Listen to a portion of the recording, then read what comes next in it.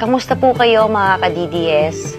Gusto ko lamang pong magbigay ng aking reaksyon patungkol dito sa isang editorial sa Inquirer na inilabas nung Lunes na may pamagat na "Is the Mocha Uson Vlog Evil?"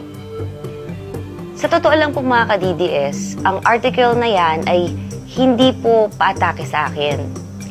Maaari lang na hindi maganda yung headline, pero kung babasahin po natin ang article na yon, ito po ay isang fair observation ng manunulat patungkol dito sa Mocha Uson Vlog. Maganda po ang kanyang sinabi at ang kanyang pagpapaliwanag kung bakit binabasa daw ang vlog na ito ng marami, kung bakit effective ang Mocha Uson Vlog. Meron lamang akong isang hindi sinasang-ayunan na sinabi neto nung author ng article na yon. Yung patungkol sa pag-share ko daw ng fake news site katulad na lang nung trending news portal. Una po sa lahat, hindi ko naman sinasabi na lahat ng inilalabas ng trending news portal site ay totoo. Ngunit lahat po ng sinishare ko dito sa vlog ko na galing sa trending news portal ay aking bine-verify. At ang totoo nga niyan, ang pinagkukuhanan ng balita ng trending news portal ay mula din sa mainstream media. Yun nga lang ang ayokong gawin, i-share directly from the mainstream media site. Kaya ko i-share yung sa trending news portal. Pero rest assured po kayo na lahat ng sinishare ko dito sa Mocha Uson Vlog, hindi lamang mula sa trending news portal, lahat ay verified po. May mga nagsasabi din naman na naglalabas ako ng malicious news. Bibigyan ko na lamang po kayo ng halimbawa.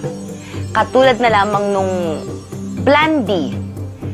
Simula pa lamang nung pananungkulan ni Pangulong Duterte, ay akin na pong binablog yung Plan B. Sa katunayan, marami ang nang-bash sa akin na bakit ko daw binabantaan si VP Leni dun sa aking open letter sa kanya. Kesyo, mayabang daw ako, praning daw ako sa Plan B, sira daw ulo ko, mas mayabang pa daw ako kay Pangulong Duterte, parang isang langaw na nakatungtong sa ibabaw ng kalabaw.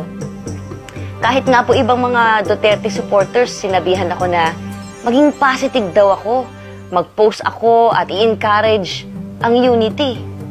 Pero ang problema, mayroon akong alam na ibang kwento at ito ay galing mismo sa mga reliable sources. Ano naman ang sinabi sa akin ng mga haters? Nagpapakalat daw ako ng propaganda. Propaganda daw yung Plan B na binlog ko dito. Tanong, sino-sino na ngayon ang nagsasabi na may balak patalsikin si Pangulong Duterte? Di ba? Halos lahat na ng mga opisyal ng pamahalaan natin. Maging ang ating Pangulo, lantaran niya ng sinabi na ang mga yellow ang nasa likod na patuloy na naninira sa kanya. Tulad po ng aking sinabi, ako po ay may mga nakakausap na hindi ko po pwedeng sabihin sa inyo o banggitin ang kanilang mga pangalan. Tapos sasabihin nila, propaganda. Propaganda nga ba? Kayo na lang po ang magsasabi kung chismis pa ba ang Plan B. So, ano naman ang issue ng mga journalists? Bakit galit na galit sila kay Mocha Uson? Una, nilalahat ko daw kasi na biased ang lahat ng mainstream media. Ang hirap naman kasi sa mga journalist na ito, pinipili lang ang kanilang babasahin sa post ko dito sa Mocha Uson Vlog. Para lamang po sa kaalaman ninyo, hindi ko po sinabi na lahat ay biased. Ayan with ED. Okay, B-I-A-S-E-D. Biased. Nabanggit ko na may mga ibang mainstream media na sa tingin ko ay talagang unfair. Pero nasabi ko din na meron pa rin natitira na fair na mainstream media. Uulitin ko po, opinion lamang ito. Kung hindi ko man nabanggit dito sa listahan na ito, ang sinasabi kong fair o hindi biased na media, baka hindi lang ako nakafollow sa iba o hindi ko sila napapanood o nababasa. So ito po yung listahan ko na sa tingin ko ay hindi biased.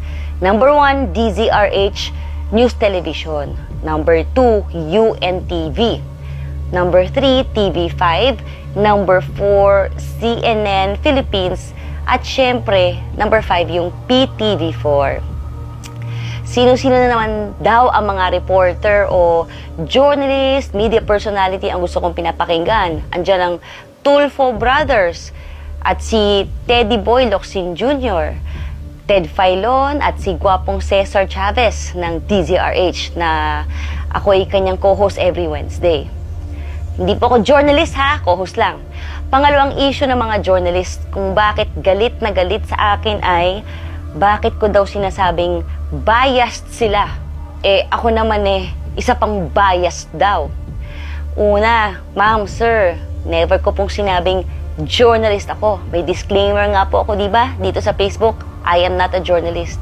Kaya ang aking mga post ay hindi objective katulad nyo. Natural ang post ko pro Duterte. Kasi po ako'y isang supporter ni Pangulong Duterte. Natural lang na ganun ang post ko. Ang hirap po sa inyong mga journalists, you pretend to be fair o walang kinikilingan, pero pagdating sa balita, ay halatang may personal preferences kayo. You should be objective in reporting kahit hindi nyo gusto ang Pangulo o ang kanyang pamunuan. Kasi yan ang job description nyo to be objective and fair. Pangatlo, kaya daw galit na galit sa akin ng mga journalist dahil daw nagtitrigger ako ng hate sa mga DDS or Duterte diehard supporters.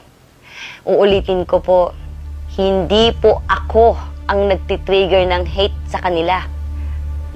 Kayo ang nagtitrigger ng hate. Bakit ko nasabing kayo? Una, hindi naman po ako ang dinidepensahan nila. Nagagalit ang mga DDS o Duterte diehard supporters dahil tinitira nyo ang Pangulo ng Pilipinas. Ang kauna-unahang Pangulo na ang pinoprotektahan ay ang interes ng ordinaryong mamamayang Pilipino. Sa hinahaba-haba ng panahon, hindi pinapansin ng ordinaryong tao, hindi pinapansin ng ating gobyerno ang ordinaryong mamamayang Pilipino. Ngayon na lang kami nagkaroon ng tagapagtanggol. Tapos, makikita namin na tinitira nyo pa sa inyong mga istasyon, sa inyong mga dyaryo. Paano? Sa pamamagitan ng angling or sensationalism for the sake of having controversial news na para pagkakitaan nyo ang mga manonood ninyo o mambabasa ninyo. Para sa inyo, ang tingin nyo dito, trabaho lang. Pero sa amin, ang tingin namin, kayo ay makasarili at sinisira nyo ang ating bansa. Dahil, hindi lang naman ang ating bansa ang sinisira nyo, hindi lang ang ating Pangulo, kung hindi ang buong Pilipinas at lahat ng Pilipino. Bayan o negosyo? Puro kayo negosyo. Bato-bato sa langit, tamaan, huwag magalit. Hindi ko po nilalahat. Marami pang matitinong mga journalist. Pero, madami din ang bulok at mayayabang. Alam niyo ba kung bakit ang mga DDS o Dutertards na inyong tinatawag ay galit at napapamura? Dahil matagal nang naipon ang galit ng mga ito sa mga mapang-aping opisyal ng gobyerno natin. Mga nakaraan pa. At ngayon na nakahanap sila ng kakampi sa katauhan ni Pangulong Duterte, ay sisiraan nyo pa. Ano pang ine-expect nyo? Tatahimik pa kami? Lalaban at lalaban ang mga DDS o Dutertards sa social media. Kung noon kayo lang ang may karapatan, kung noon kayo lang mga journalists ang nakapagbibigay ng inyong opinyon, ngayon lahat ay pwede na. Ang masama pa dito, kapag nagbigay ng opinyon ang mga Duterte supporters, ang sasabihin nyo sa amin, kami ay bobo, tanga, walang pinag-aralan, mangmang, at kung ano-ano pa. Tapos ang gusto nyo, no hate sa inyo. Ang galing din, no? Kayo pwedeng mangbully at mang-discriminate. Tapos kapag kayo naman ang inaway, sisigaw kayo ng foul. Halimbawa na lang yan, dito sa Rappler. Noong sila ang pumuna kay Pangulong Duterte, at minsan sila pa, itong Rappler, ay nambabara pa ng mga Duterte supporters sa kanilang page, okay lang. Pero pag sila na ang inaway, no place for hate na. May hashtag pa. Tulad na lang din nung writer ng sa Time Magazine at si Gretchen Malalad. Ang yabang ng mga comment ng mga to doon sa kanilang Time Magazine feature. This killings has to stop. Blah, blah, blah, blah. Nung nag-react ang mga Duterte supporters, biglang naghanap ng kakampi sa NUJP. Kayo mga journalists, kung ayaw nyo na punahin kayo sa opinion ninyo, sa tingin ko mag-iba na lang po kayo ng inyong propesyon dahil kasama yan. May nagsabi naman na dapat daw wala nang pro-Duterte, anti-Duterte, dapat daw pro-Philippines na lang. Tama at mali. Tama na dapat pro-Philippines. Pero mali kasi may kulang. Dahil si Duterte na ang presidente ng Pilipinas, dapat pro-Duterte rin. Dahil nga, ang tao ang nagluklok kay Pangulong Duterte. Irespeto po natin yon. Kung meron mang pagkukulang ang administrasyon, punahin natin ito. Pero dapat constructive criticism. Yung punang nakakatulong, hindi yung pupunahin mo na alam mong para siraan lang at para lang palitan ng gusto nilang maging Pangulo. Talagang gulo yan. Hindi titigil ang mga yan sa social media kung ganyan. Hindi naman kami blind supporters. Pinuna nga ng mga Duterte social media supporters or social media pages yung mga pagkakamali ng Presidential Communications Office Pero sa amin, first 100 days pa lang naman. Kaya bigyan natin ng chance ang bawat departamento. Kung wala talagang ginagawa at may korupsyon pa rin sa kanilang departamento, asahan nyo. Kami pang mga supporters ni Pangulong Duterte ang pupuna at atake dito. Kahit ako, pupunahin ko ang mga palpak na mga sekretaris ng ating Pangulo. Binibigyan lang po natin ngayon ng pagkakataon. Dahil tulad nga ng aking sinabi, hindi pa natatapos ang laban sa pagkapanalo lang ni Pangulong Duterte. Tuloy-tuloy ito hanggang makamtan natin ang tunay na pagbabago sa ating bansa. Hanggat tayo magkaroon ng clean government, corruption-free, drug-free, safer Philippines. Kaya walang bibitiw, walang iwanan mga ka-DDS. Mabuhay po tayong mga Pilipino, hindi lamang dito sa Pilipinas, kung hindi sa lahat ng sulok ng mundo. Huwag tayong titigil na magbantay sa ating bayan. Pilipinas, maganda pong gabi sa inyong lahat. Meron kasi akong magandang issue na nakakapagpapanting ng tenga. Yung salita ni Trillanes, yung sinasabi ni Trillanes na may sira sa ulo ang ating presidente. Hindi ko maintindihan kung anong ibig sabihin ng sira ng ulo, anong klaseng sira ng ulo ang hinahanap nitong, o yung basihan nitong si Trillanes. Bigyan natin ng i-balansin natin, mga kapatid, ha? Balansin natin. Una, siya, nagsabi ng siraulo ang presidente. Okay? Nagkudita siya. Nagkudita. Dumating yung pera ni Amy, uwian sila. Pamumuno niya. Okay. Asan niya pinaglalaban niya ron? Eh sana, ang nilagay niya ron sa kudita niya, kailangan namin ng pera. Hindi yung pakikipaglaban na kunwari ka ron sa gobyerno. Maliban doon, pinagtatanggol niyang mabuti yung dilema.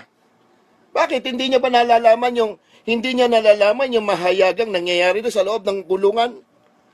At ipipilit niya yung EJK? Hindi niya ba napapanood yung scandal, ng sex scandal nitong babae? Hindi, ibig mo sabihin, blanco ang isip mo. Dito sa mga taong to, hindi ako naniniwala doon eh. Nagloloko-lokohan lang po yan. Para ano? Kasi alam niya, dito sa mga yelo, dito sa parte ng kanyang pinapanigan, alam niyang may pera tong mga to para siya ay mabigyan. Dahil alam niyang wala na magbubunganga at alam niyang nagigipit na yung kanyang kasama na si Dilima, gipit na. Ayan ang estilo niyan. Yan ay namemera lang. Yan ay magpaparinig kunwari na siya ay matapang na ganon. Siya ay nagpapatapang-tapang para sabihin na para doon sa kabila ay siya ay bombahan ng pera. Hanap buhay yan. Ay ba, hindi ko maintindihan ako ng klaseng sira ang ulo ang kanyang sinasabi. Ano bang klaseng sira ulo ang hinahanap mo? Paano naging sira ulo yung presidente ko? Ha? Paano naging sira ulo? Paliwanag mo saan? Yung EJK, nakakapagtataka nga yung iyong matubato. Eh, killer yan. Killer. Pero, alam niyo kung saan nakatira. Ay, putang ina, pati yung pagbabalot ng tape, yung taong yan hindi maintindihan kung na ibabalot, mamimili pa ng, patay na, mamimili pa ng, nako, ay marami kayo mga milagrong, kaya marami kayong milagrong hindi nakanais-nais sa pag-iisip namin, lalo lang ninyong, kayo ang nagdadala. Tapos sasabihin mo pa, kayo ang nagdadala ng kaguluhan kayo sasabihin mo pa, nalalaman ng dahan-dahan ng mga Pilipino. Anong nalalaman namin? Kung totoo na may kawalang hiyaan ng presidente, tatandaan mo, katulong mo kung magmumura sa presidente. Ako mismo magmumura.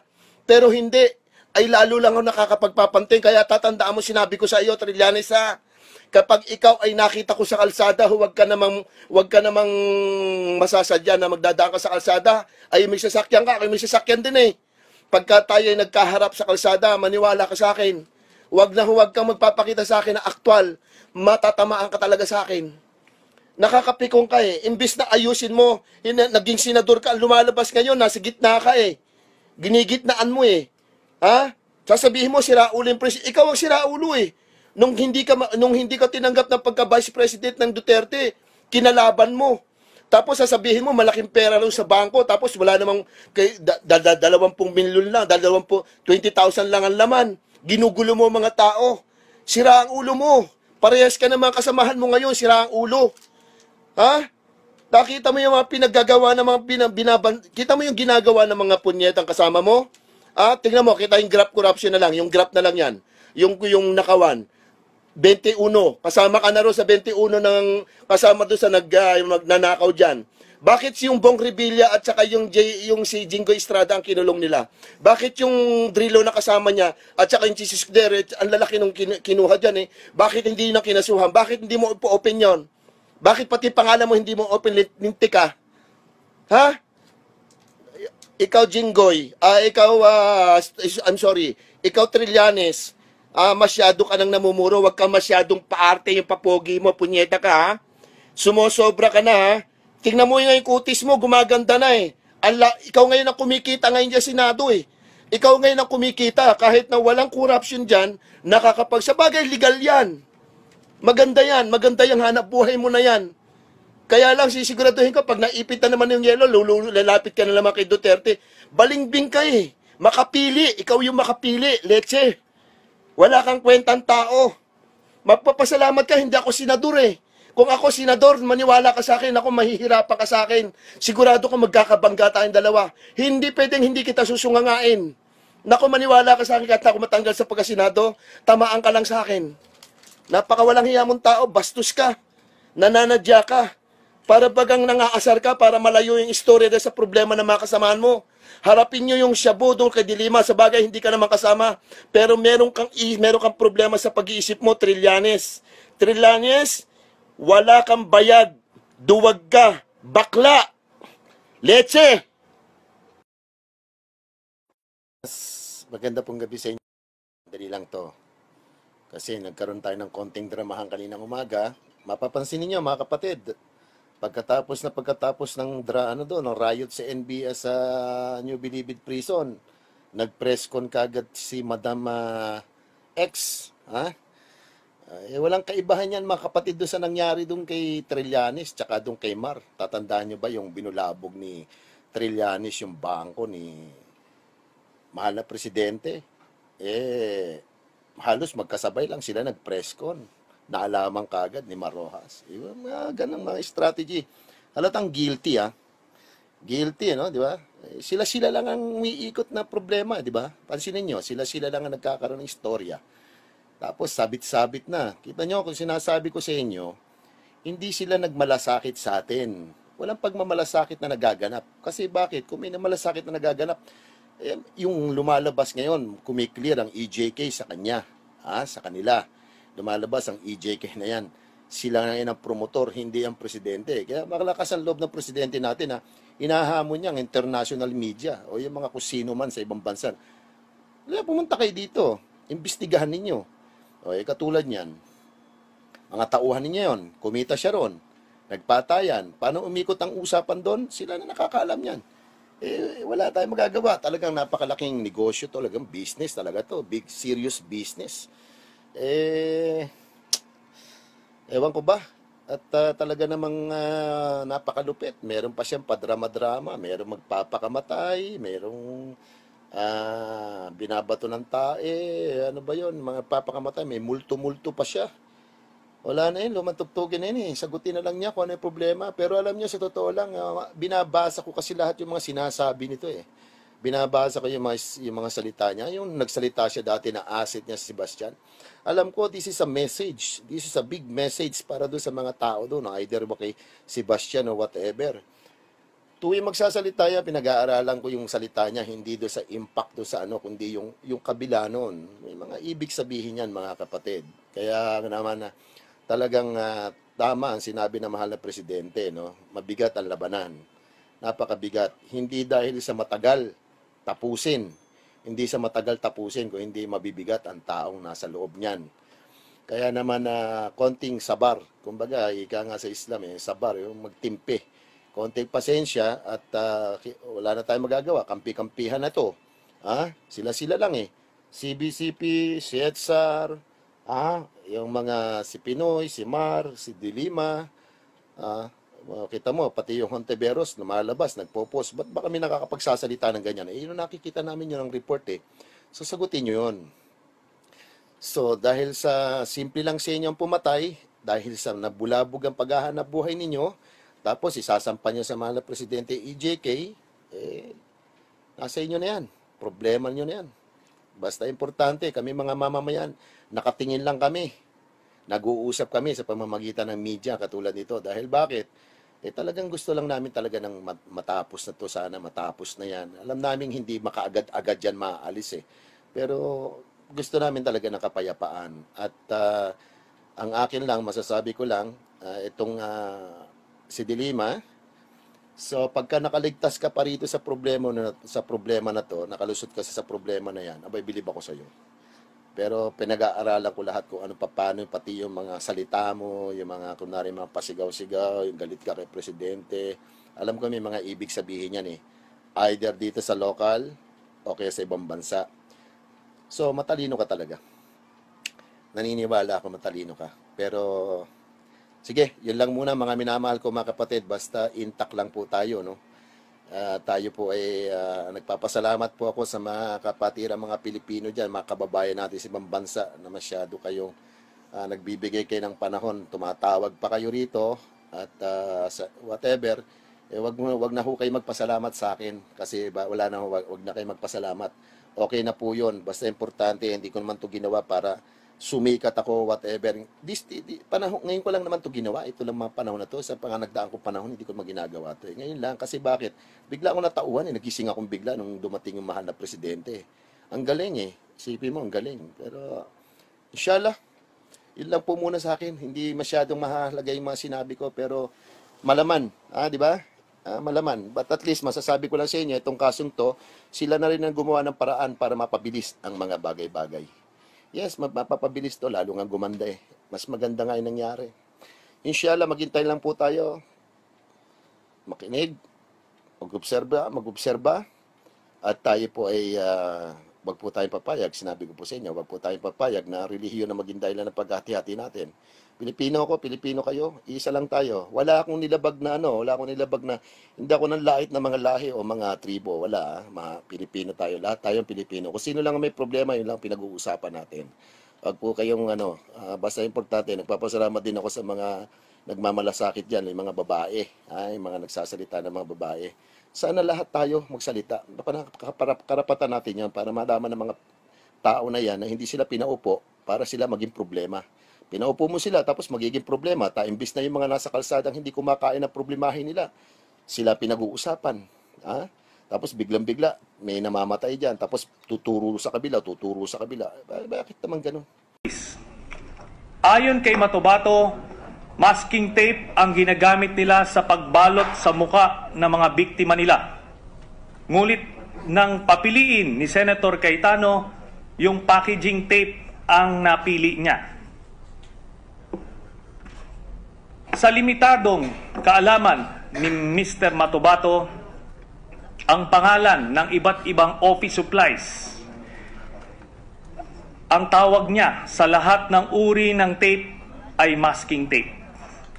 So sa madaling salita, again, walang inconsistency. Next slide please.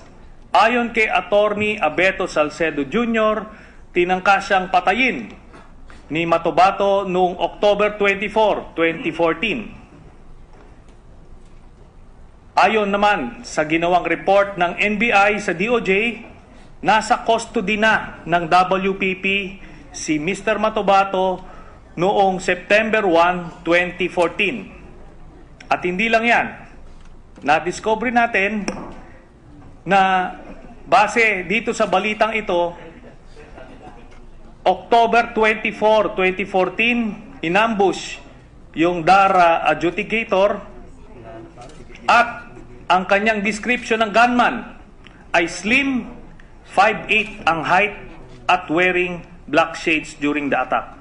So maliwanag, hindi si Mr. Matobato yan dahil mga 4'8" lang yata ang height ni Mr. Matobato.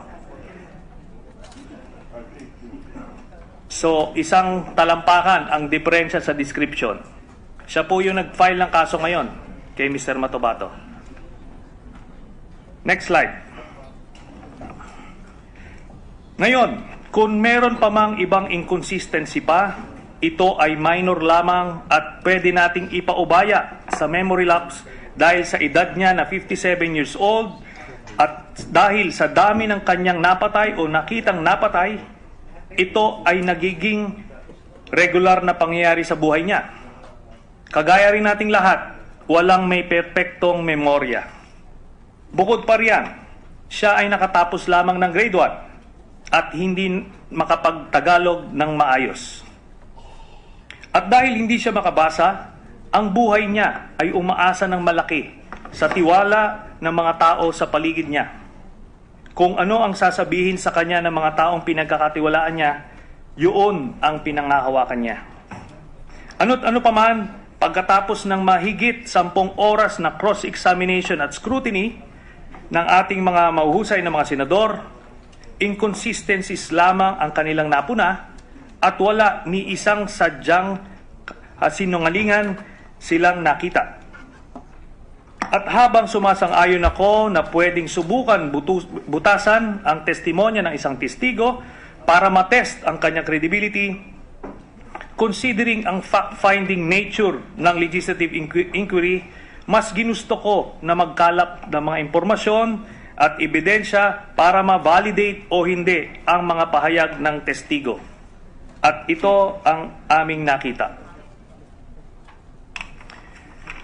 Ayon kay Matubato, nagserbisyo siya sa Davao City Government hanggang 2013 September no umalis siya sa DDS. Dito po sa service card ni Matubato bilang empleyado ng Davao City Government, makikita natin na naka-assign siya sa City Mayor's Office sa Davao City. At dito sa date, as early as September 1990 ay nagtatrabaho na siya sa City Mayor's Office. Sa madaling salita, totoo ang kanyang mga pahayag. Next slide. Dito po sa ID ni Matubato bilang empleyado ng Davao City Hall, makikita natin si Mayor Sara Duterte ang nakapirma dahil si Mayor Sara Duterte ay siyang mayor simula 2010 hanggang 2013 sa Davao City. So hanggang dun sa panahon na yon ay totoo ngang empleyado siya. Next slide. Dito sa payroll ng job order, makikita natin ang pangalan ni Mr. Edgar Matubato na siya ay naka-assign dito sa Davao City Hall as late as July 1, 2013 based on this payroll na pirmado po ng mga opisyal ng Davao City Hall Government. So totoo po ang kanyang mga pahayag. Ayon kay Matubato, meron daw siyang ATM card bilang patunay na sumisweldo siya sa City Hall.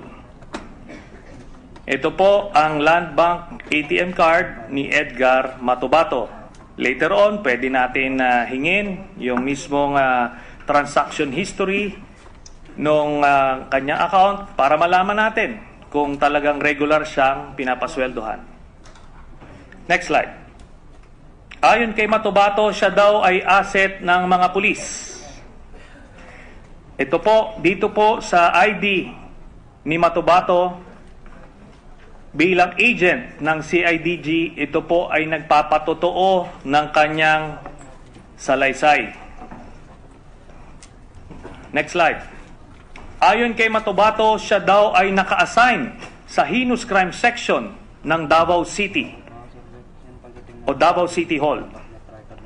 Again, dito sa job order form, makikita natin ang kanyang office of assignment na nakalagay heinous crime and investigation section ng main office.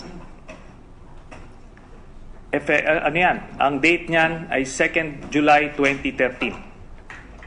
So totoo muli ang kanyang salaysay. Next slide. Ito naman sa dokumento ng Human Resource Management Office ng City Government of Davao dated November 22, 2007. Nakalagay dito, please be informed. Naka-address ito kay Mr. Edgar Matubato, City Mayor's Office.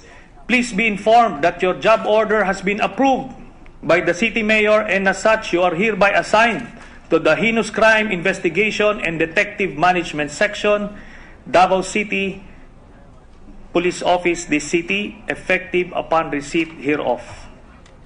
Report to Police Senior Superintendent Jaime Morente, etc., etc.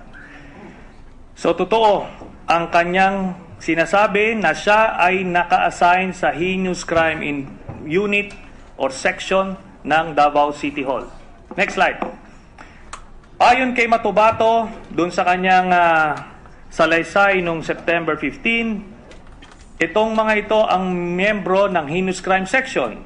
Major Lau, Major Francia, Arthur Las Cañas, Sunny Beneventura, Jim Tan Braganza.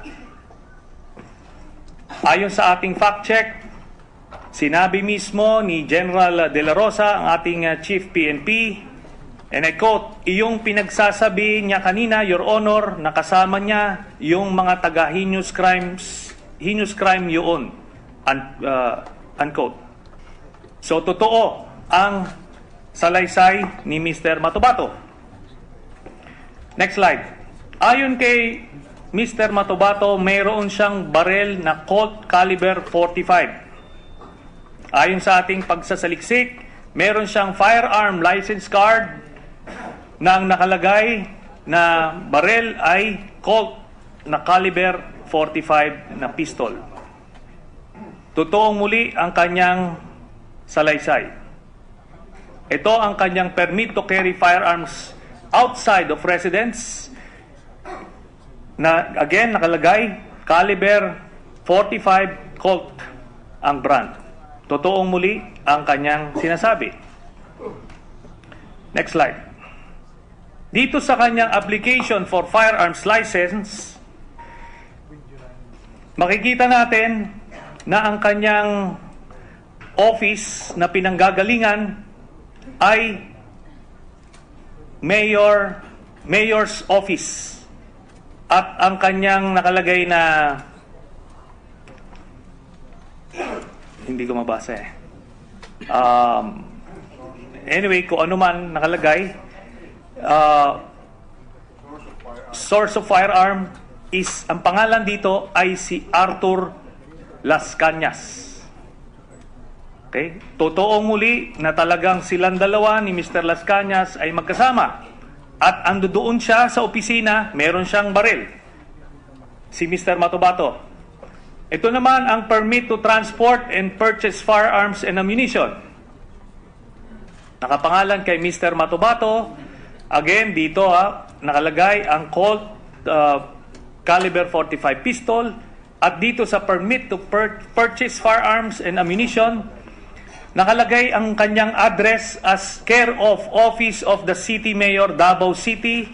And dito po sa remarks, transfer of firearm from Arthur B. Las Cañas of Davao City. Next slide, please. Totoo po muli ang kanyang sinabi. Ayon kay Mr. Matobato, siya ay hitman ng Davao Death Squad. Ngayon, base sa ating fact check, si General De La Rosa mismo ang nagkumpirma nito. And I quote, I heard his name, narinig ko yung pangalan niya, Edgar Matobato, doon sa Davao, ito daw ay tirador.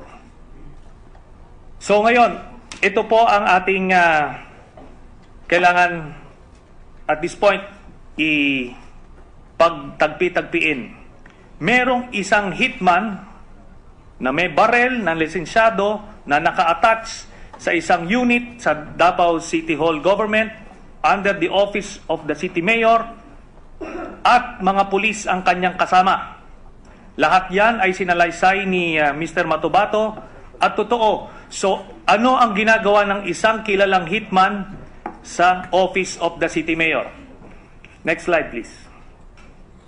Ayon kay Matobato, noong June 19, 2014, isang linggo pagkamatay ni Richard King, siya ay hinuli at tinorture ng mga kapwa niyang miyembro ng Davao Death Squad para gawing fall guy.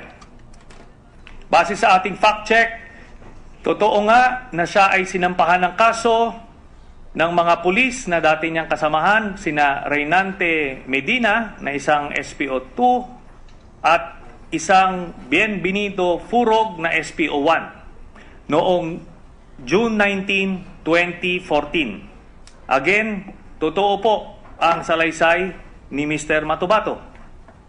Ito rin dito sa report na ito ay lumabas na siya nga ay nakumpiskahan ng barel in relation, ang kanyang pagkakaresto ay in relation doon sa shooting incident that transpired in Davao City, which in this case was yung kay Mr. Richard King.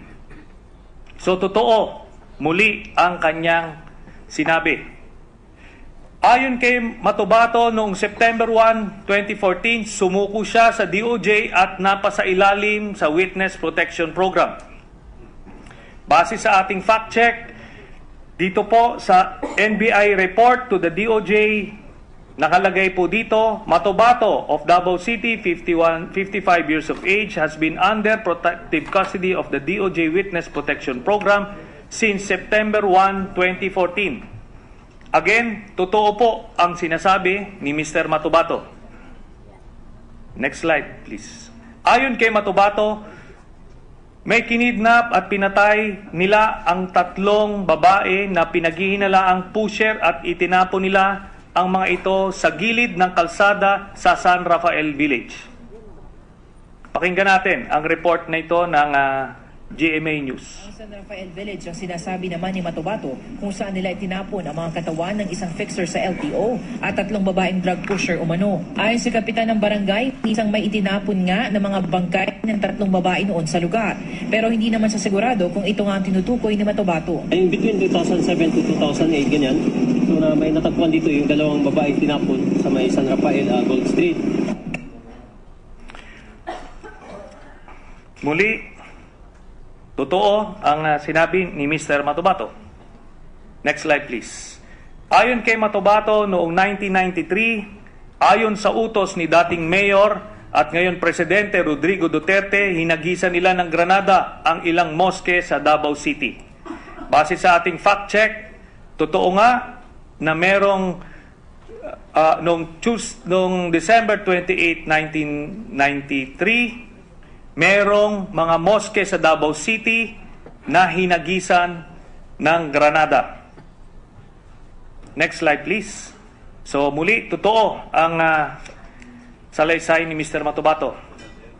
Ayon kay Matobato, noong 2002, kinidnap nila ni Arthur Las Cañas at ang isang Sally Macdum sa Island Garden City of Samal. At ngayon, nagpapasalamat tayo dun sa video na binigay ni Senator Cayetano at ito ang pruweba na nagsasabi siya ng totoo. So panoorin natin. During the Senate hearing on extrajudicial killings, witness Edgar Matobato claims to be part of the Davao Death Squad, and he says that Mayor Rodrigo Duterte ordered the killing of suspected criminals. Among the targets he disclosed was a certain Sally Macdum, who he says is an international terrorist. But people who know both Matobato and Macdum say Matobato is lying. Matobato is a regular customer at this eatery in Samal Island. This is where he usually takes his breakfast and lunch. He also became friends with the owners since his second wife is their third-degree relative. Matobato is into buying and selling of lands. He also served as a bodyguard to a local politician.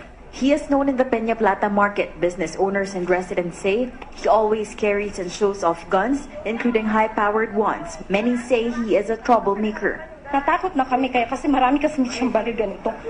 Tapos may ganun pa siyang baril. Tapos nagsasabi siya na DDS daw siya. Lagi niya binabanggit yun, DDS ako, DDS ako.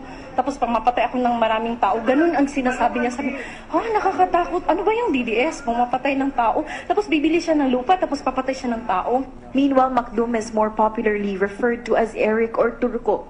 Since he is a Turkish national, he lived in Davao since 1997. He had a common law wife and a child in Samal Island. Macdum and Matobato are not just neighbors. Their wives are cousins. Macdum's mother-in-law says Matobato initially tried to sell gold to Macdum after finding out he was into a buy-and-sell trade. But from there, he had another offer. Matobato tried to sell a piece of land to Macdum.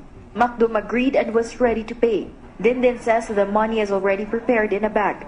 They even met at Matobato's favorite eatery where the transaction was supposed to take place, but it could have been set up. Nag-order sila sa kape niya.